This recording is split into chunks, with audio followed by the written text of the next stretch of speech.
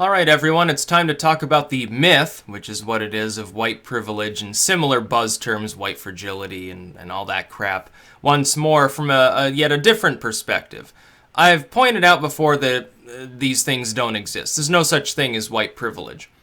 But upon closer inspection, there's actually a pretty good reason why it's the idea that it does exist is proliferated in certain parts of the country over others. Now, first we have to recognize this is not an organic movement of sorts. It wasn't that the little people within the population said, oh, you know what, I think exists white privilege, we should combat this. Never happened. It was fed to them by politicians and by corporations through their various sort of celebrity spokespeople. Those are the people who proliferated these ideas. Just as these same central groups proliferate ideas about other groups of people too, black crime stats or whatever it happens to be. Everybody wants to talk about the symptoms. Nobody wants to talk about the central disease. Government has to sell you problems in order to get more support for increased power. For military action, to pass a law, some moral law that's usually not even constitutional in the first place, to invade people's privacy, blah, blah, blah. They had to sell us like the war on terror crap in order to justify domestic surveillance. They had to sell us the idea that we had no choice but to attack Saddam in order to sell us the war in Iraq. Obama tried to sell us the line that we should be conducting mass strikes on Syria. They had to sell us the idea that we should run a no-fly zone over Libya because it would be some great thing. Of course, it didn't work. And the same thing is true with terms like white privilege. From a marketing standpoint, keep in mind, follow the money. Keep in mind who benefits from things. Corporations love to push a progressive line if they have a significant urban presence. Because what do urban areas have that maybe small towns and rural areas tend not to have? More minorities and a fairly large number of young white liberals. And both of these groups are more receptive to these messages. If I'm trying to sell products within an urban zone, I head a corporation, I operate in like New York City, Seattle, Houston, places like that.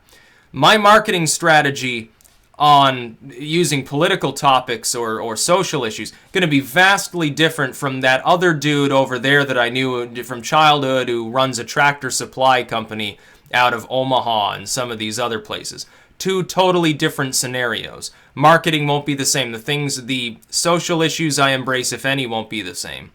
My opinions on those issues won't be the same. Even if I don't have a deep-seated I don't really care about these issues. What I say about caring about them is going to be different from that other individual. They're going to take up a line that plays well towards the sort of audience of their products. I'm going to take up a line, similarly, that bodes well for my sales. So if I'm marketing to a largely younger, more urban, and in many cases more minority-heavy audience, yeah, I'm probably going to echo like Bernie Sanders stuff. Otherwise, I probably won't. If I'm operating in some, little half no-name town out in the middle of Kansas, I probably don't talk too much about these issues because it's probably not great for my bottom line.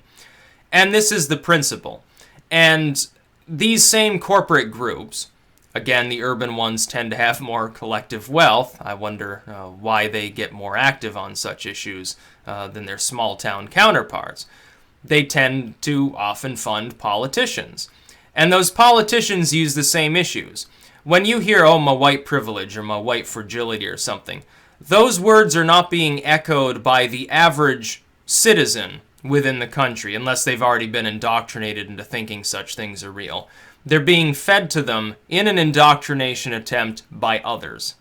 By corporate entities that want to sell products. Oh yeah, we're right on board with combating white privilege. Look, we just hired a black CEO, something like that. It's a marketing strategy. They don't actually care about the issue. They want to sell you more of their shit.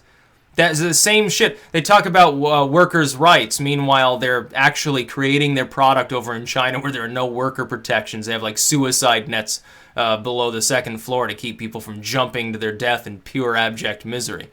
Oh, we support environmentalism. We got to tackle climate change. Oh, yeah, all of our products are made in unfiltered factories powered by coal over somewhere in Burma or something like that. That's what corporations do. They pretend to care about these social issues, well, like Google or something like that.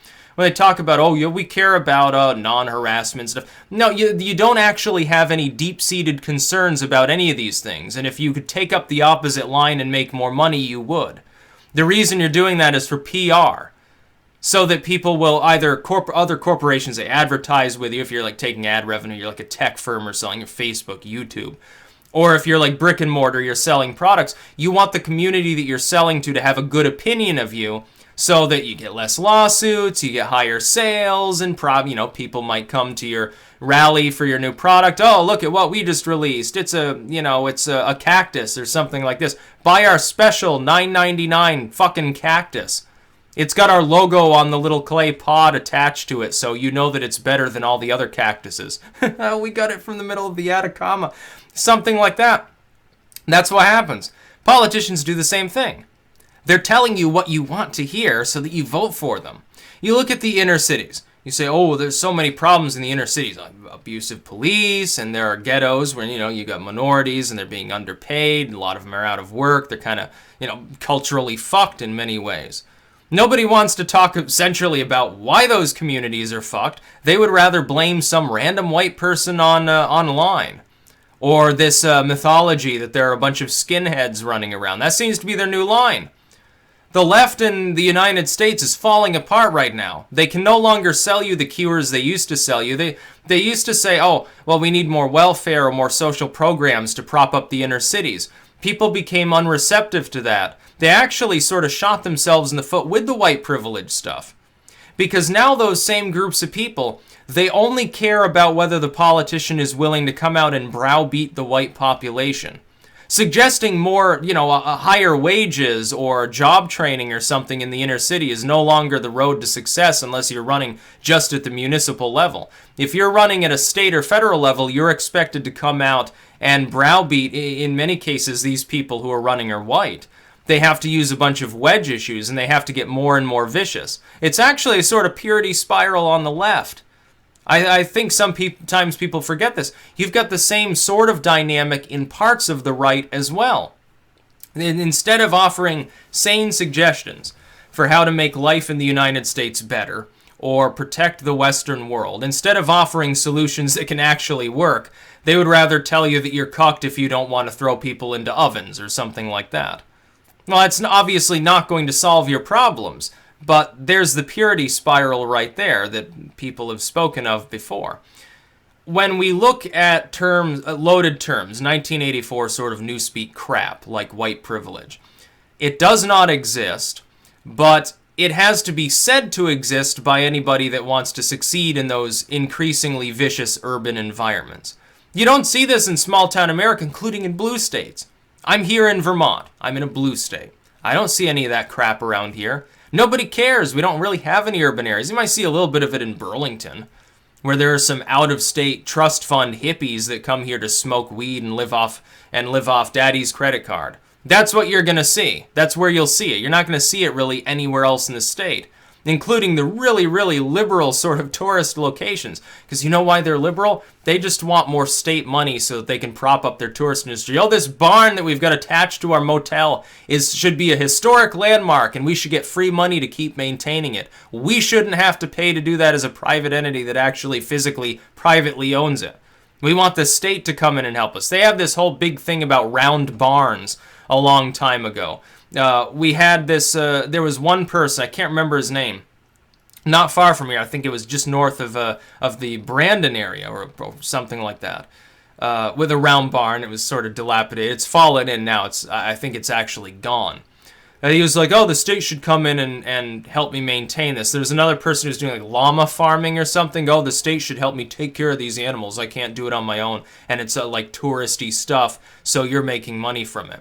And of course, they rejected him, thankfully. I'm surprised they didn't throw money at the situation. Say, okay, just shut up and take the money. It happens a lot here.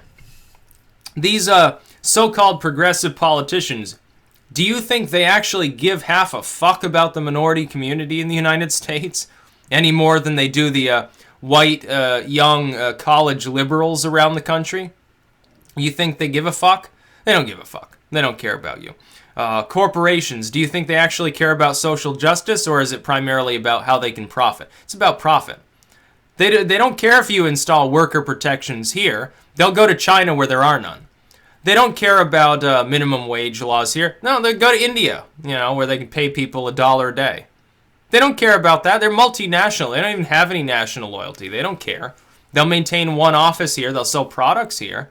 But they want to be able to manufacture them elsewhere, even though they themselves say, oh, yeah, these liberal fiscal policies are just fine. Yeah, because it suppresses all their competitors. Small businesses can't really bend, to that wind and stay up straight. They get blown over. The big multinational corporations just uproot and go elsewhere. They maintain a skeleton crew at some retail store here where they pay people, again, minimum wage to dispense their product. They have 1 or 2 managers. That's all they need. Everything else goes on somewhere overseas. All these trade deals that we have, the government had to sell us that there was a problem with trade in order to strike a free trade. Oh, we can't trade freely with other countries. It's so... There was no trade going on before NAFTA or the suggestion of the TPP. We can't possibly import products from other countries without having a massive trade deal. Yeah, that makes a whole lot of sense. It just doesn't work that way. Politicians try to sell us an imaginary problem so they can sell us a cure that almost inevitably involves we need more of your taxpayer money or we need to take some of your rights away. By the way, if you don't agree, you're a racist or something like that. White privilege, same thing. It's a little more than an excuse for these politicians to be lazy and not talk about real issues while they pretend that simply saying, oh yeah, white privilege this, white privilege that is going to make a minority community better. And because there are so many of these young white progressives there that always claim to speak for the minorities themselves, these people would never support any politician, would consider them a bigot if they didn't address it. It's a big problem, I think, on the left at this point. So there's a little bit about the myth of white privilege, which is what it is. It doesn't exist. What you're seeing is that politicians are corrupt and corporations like to shill and make a lot of money. That's why they try to use these issues. On the other side, it's reactionary. They do the same thing.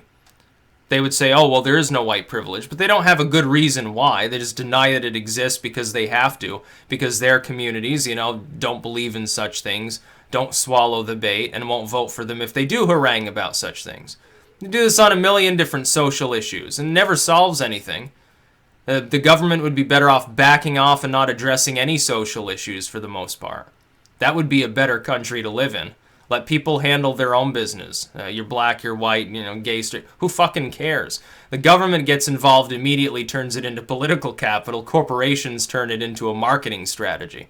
That's what's happening in the country today. That's about all. Peace out.